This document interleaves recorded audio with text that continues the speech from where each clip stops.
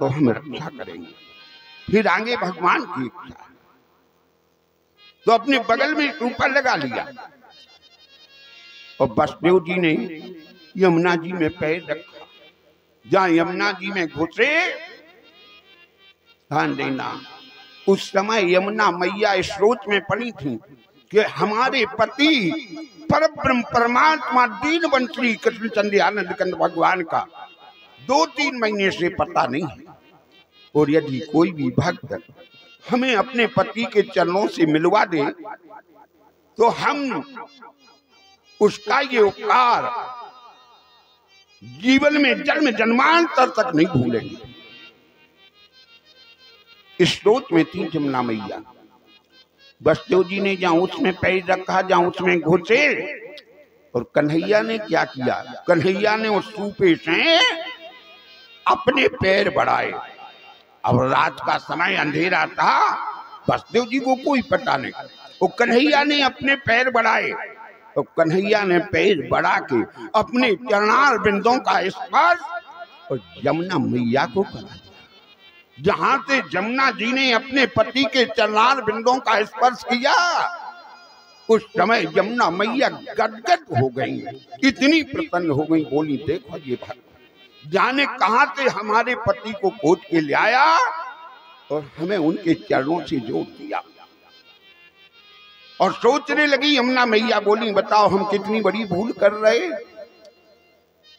कि हमें निकलने को रास्ता नहीं दे रही।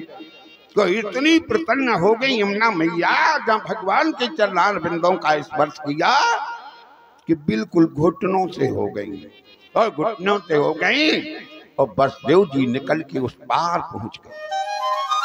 बताया हमने कि जिसके सिर पे भगवान बैठे हो गए तो पहाड़ ऐसे काम क्यों ना आ जाए, चाहे जितनी मुसीबतें क्यों ना आ जाए, लेकिन समझ लो कि वे सारी मुसीबतें दूर होती चली जाती।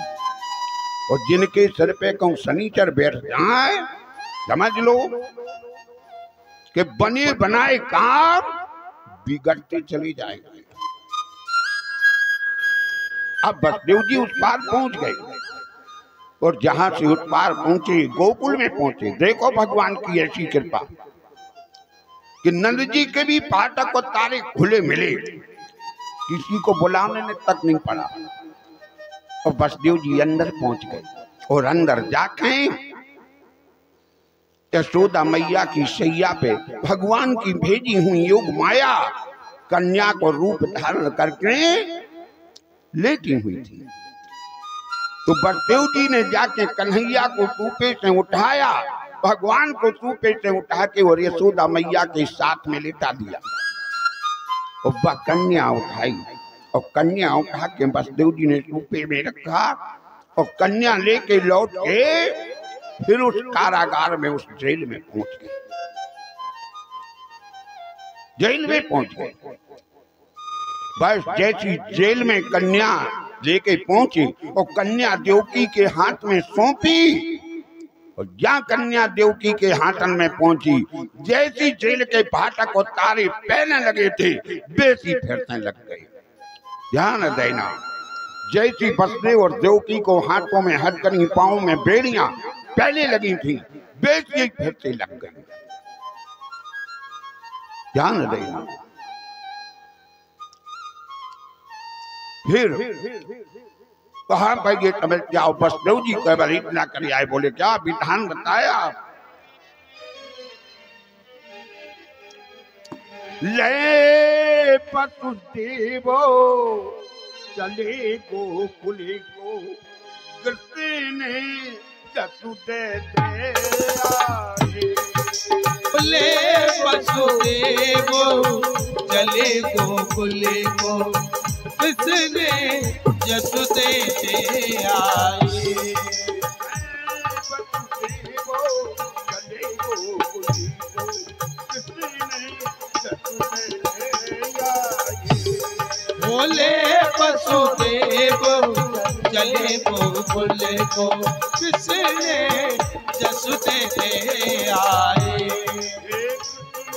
जसुदे दे आए, वही कन्या ले आए।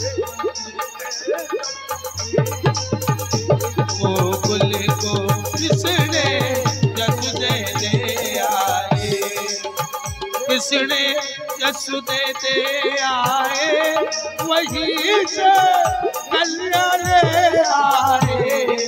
ले वसुदेव चले गोकुल को, कृष्ण जसुदे दे आए।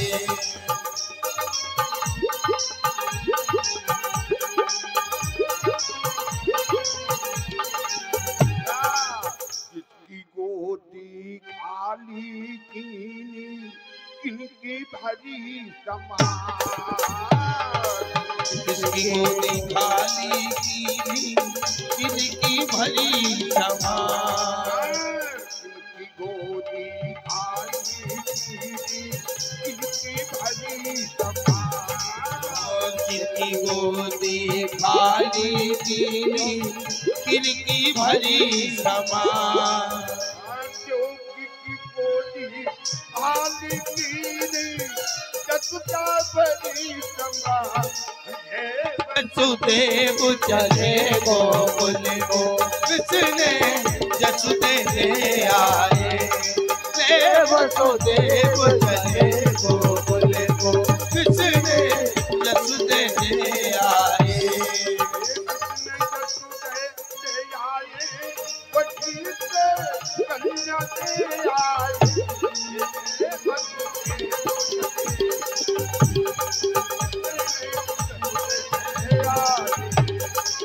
कृष्ण जसुदे दे आए, वहीं से कल्याण ले आए।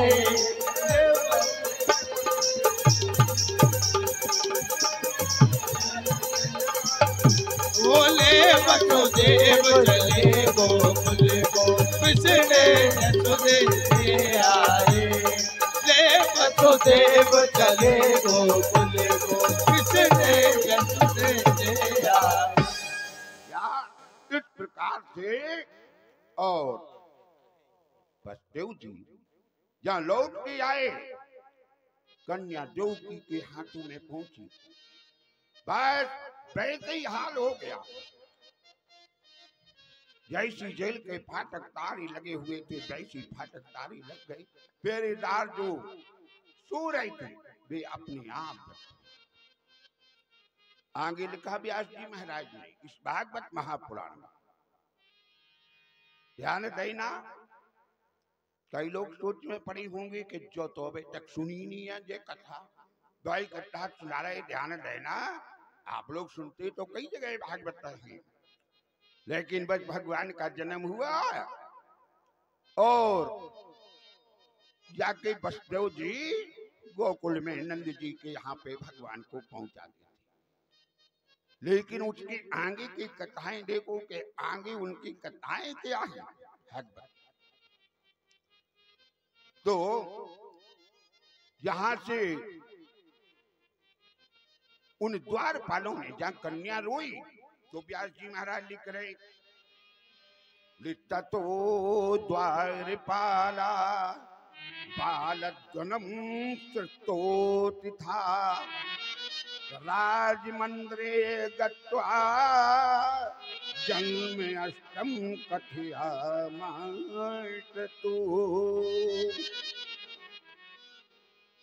जहां से उन द्वारपालों ने वो कन्या की रोने की आवाज को सुना, द्वारपाल कहने लगे, बोले हाँ जल्दी चलो।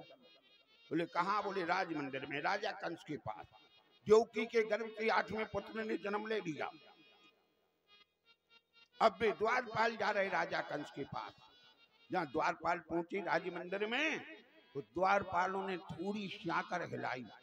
जहाँ शाकर हिलाई तो वे तो जग ही रहे थे।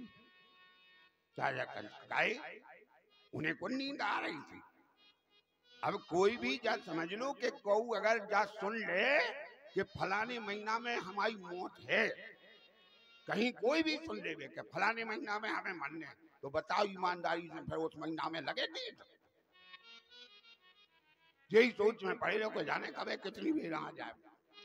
तो बे तो जगह ही रहते राजा कंस। उनने थोड़ी ही ताकर हिलाई। राजा कंस बोले कौन?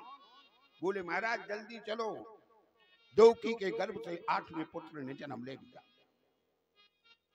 राजा कंस उसी समय घबरा के उठे, तलवार हाथ में ली, जेल की चाबियां उठाई और बोले क्यों हमारी मृत्यु पैदा हो गई? बोले हाँ महाराज।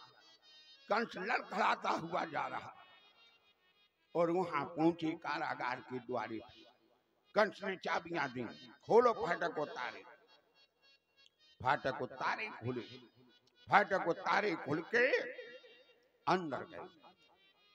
जहां देवकी मैया ने राजा कंस को अपने पास में आते हुए देखा तो देवकी मैया दूर से कहने लगी, कंस को देखते क्या कहने लगी? आगे लिखा है इस भागवत महापुराण में।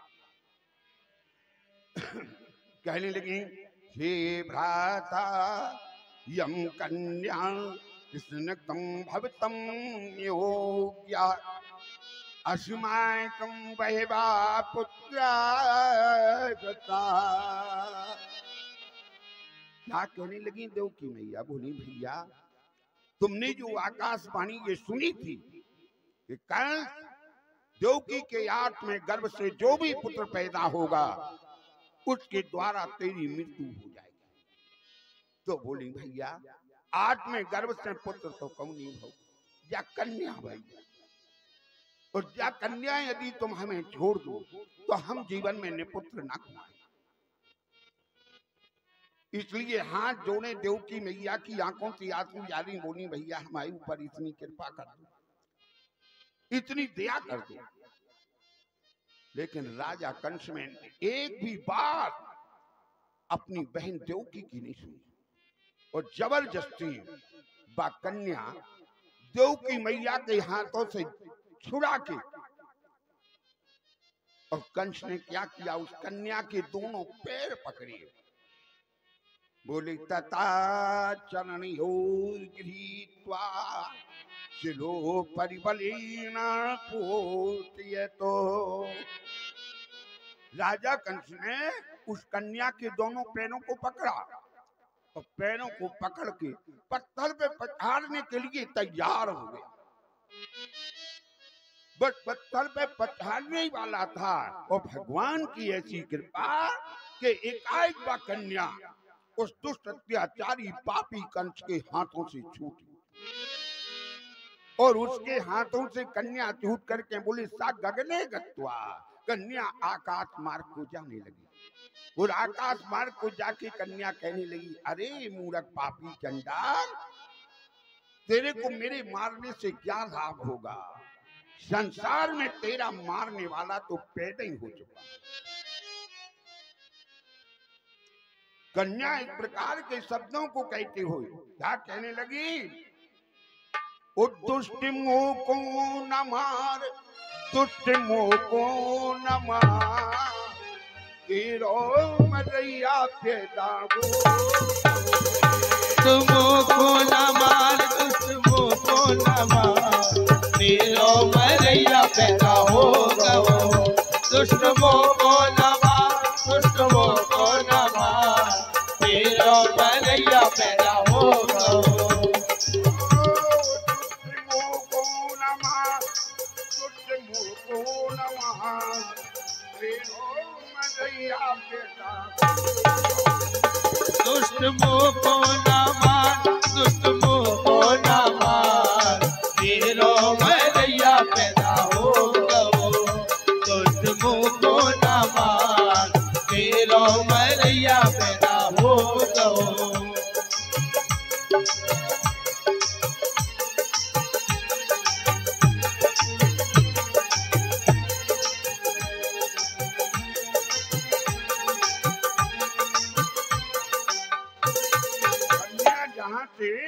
इस प्रकार के शब्दों को कहती हुई आकाश मार्ग को चली गई। प्रेई कन्या संसार में आज इस पृथ्वी पे देवी दुर्गा के रूप में, कालका के रूप में, अष्टभुजा के रूप में संसार में इस पृथ्वी पे पूजित हुई।